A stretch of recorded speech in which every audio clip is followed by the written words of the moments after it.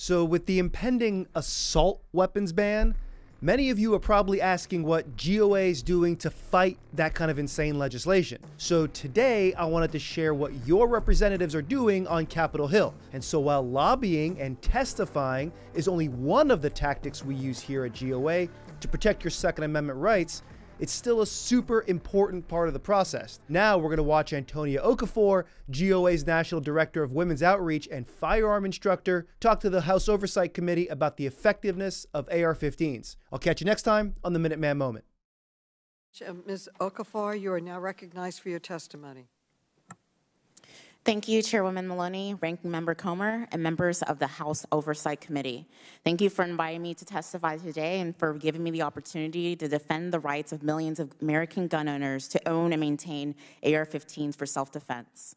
My name is Antonia Okafor, and I'm the National Director of Women's Outreach for Gun Owners of America.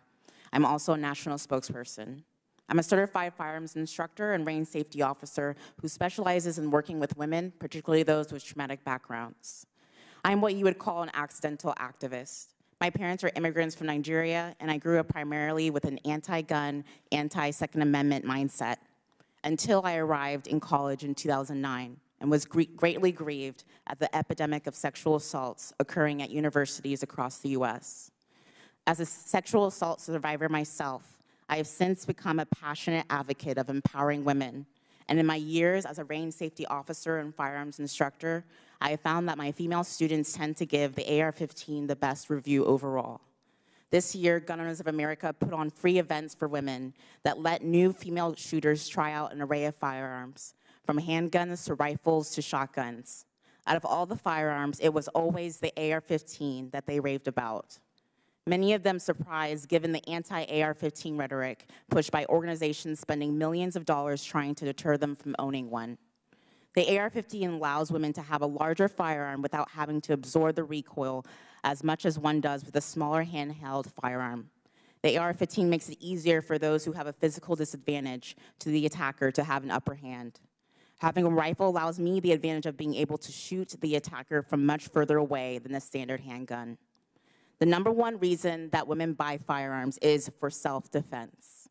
I'm a proud owner of a Daniel Defense rifle, and it is my go-to rifle. It is by far lighter than any other rifle I own. It makes it easier for me to hold, and yet it still does an incredible job of absorbing the impact after each trigger pull. Women have been known to use rifles in defense in plenty of instances, but the people who have used Armalite rifles range from older men to young women. For instance, Stephen Williford, a GOA spokesman and senior living in Sutherland Springs, Texas, used an AR-15 to effectively stop a mass shooter at the church in his town a few years ago. In November 2019, a woman in her 9th month of pregnancy used her family's AR-15 to stop 2 armed attackers in her home. After they severely wounded her husband and attempted to grab her 11-year-old daughter, the wife grabbed the AR-15 and drove the attackers away. One of them was found dead from the round she put in him before they fled from the scene. More recently in Atlanta, a Black Army veteran protected his home and family inside, using AR-15 to fend off 2 intruders from his home. His wife was hiding inside the home, and the man used his rifle in defense of his family, home, and property. Banning these firearms will only make it difficult for women like me to protect our families. Gun bans never stop bad guys from getting firearms. As my written testimony shows, the original ban of 1994 did nothing to reduce the crime. Consider all the recent shootings in Buffalo and Uvalde were aided and abetted by gun restrictions. The Buffalo shooter indicated he was comforted that his victims would be limited in their ability to carry firearms by New York's tough gun laws. And Uvalde school was a gun-free zone. It's not surprising that 94% of mass shootings occur in gun-free zones. The Second Amendment guarantees a right that we already have. It pre-exists the Second Amendment. The right is to self-preservation. The Second Amendment's primary focus is not about hunting. The Second Amendment was put into the Constitution as protection of the people against an oppressive government. History has shown countless times that any people group without the means of keeping and bearing arms has remained the oppressed people group. Our history in America has shown oppression correlated with gun control. Even after Black people fought alongside their white counterparts in the military, many came home to racist governments and institutions that systematically took away firearms from Black communities. Communities that relied on firearms to deter attacks from the Ku Klux Klan and other anti-gun organizations.